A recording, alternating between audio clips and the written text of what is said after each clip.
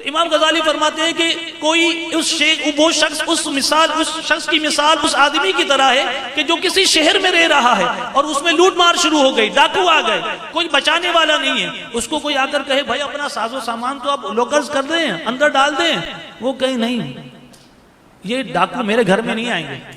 اچھا کیوں؟ بس وہ آئیں گے تو اندھے ہو جائیں گے، وہ میرے گھر میں قدم رکھیں گے تو مر جائیں گے. امام غزالی فرماتے ہیں کہ اس شخص کی مثال ہے کہ جو گناہ کر رہا ہے، اللہ کی نافرمانی کر رہا ہے اور کہتا ہے کہ اللہ پاک بخشنے والا مہربان ہے. اللہ پاک بخشنے والا مہربان ہے، اس سے دوسری طرف ہم لے کر نہیں جا رہے، ہم صرف سمجھنا چاہ رہے ہیں کہ اللہ پاک بخشنے والا مہربان ہے. تو پھر آپ اپنی دکان پر کیوں جاتے ہیں؟ اللہ پاک رزق دینے والا بھی تو اللہ ہی ہے، آپ کیوں جاتے ہیں دکان پر؟ ارے اللہ نے قرآن میں فرمایا اور ہم نے شریعت کے یہ احکامات سیکھے ہیں کہ حرکت میں برکت ہے، کام پر نہیں جائیں گے تو کاروبار نہیں ہوگا، تو پھر کما کر کیسے آئیں گے؟ تو بھائی یہ عقل آپ کو اللہ نے دی ہے نا، جبکہ قرآن میں اللہ نے وعدہ فرمایا وَمَا مِن دَابَّةٍ فِي الْأَرْضِ إِلَّا عَلَى اللَّهِ رِزْقُهَا، زمین میں چلنے والے جو چوپائے ہیں نا، ان سب کی رزق کی اللہ پاک نے اپنے کرم سے اپنے ذمہ کرم میں رکھا ہوا ہے کہ ان سب کو رزق اللہ پہنچائے گا، ان سب کو اللہ رزق دیتا ہے. لیکن آپ کیا کہتے ہیں؟ حرکت میں برکت ہے، میں جاؤں گا، دکان کھولوں گا، مارکیٹ میں جاؤں گا، کاروبار کروں گا تو پیسے آئیں گے.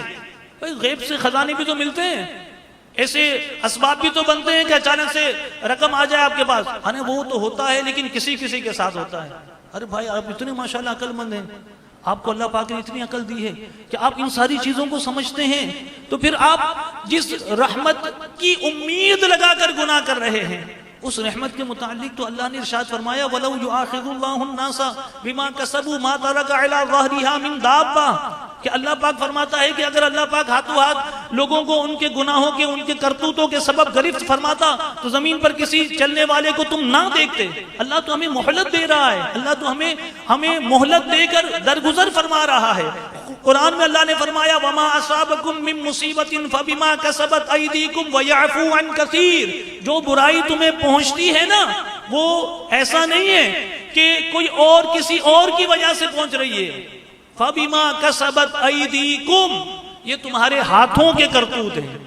وَيَعْفُو عَن كَثِيرٍ، اللہ کثیر بہت زیادہ معاف فرما دیتا ہے.